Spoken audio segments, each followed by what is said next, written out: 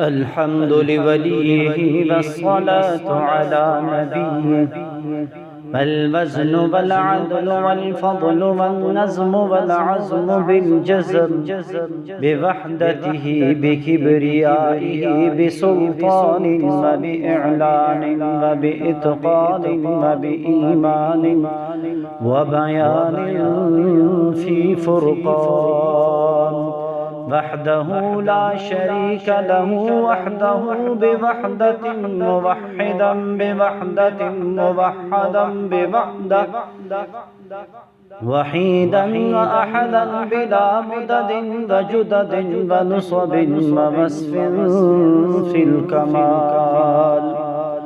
لا شريك له ولا نظير له ولا مثل له ولا مثال له ولا مقارن له ولا مكاظم له ولا مداني له ولا مضارع له ولا جلد بلد ولد جسد رسم جزب نزب عزم له ولا جذب واصفعي وكاب بيت خصم له.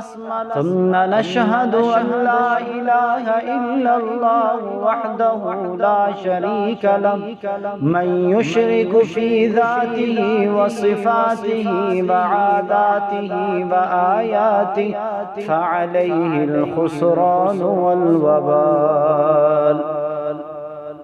ثم نشهد أن سيدنا وسندنا ونبينا ومولانا مؤيدنا مخدومنا منظومنا معصومنا مقسومنا مقصودنا أجدر الخلق جديرنا أعظم الخلق وأشرف الخلق وأحسن الخلق وأجمل الخلق وأكمل الخلق وأجمل الخلق وأكمل الخلق وأنور الخلق من الحسن والصدارة والولاية والحكاية والعناية والهداية والأمانة والهداية والأمانة والإمامة أعلانا وأجلانا وأتقانا وأزهدنا وأرفقنا وأنورنا وأخترنا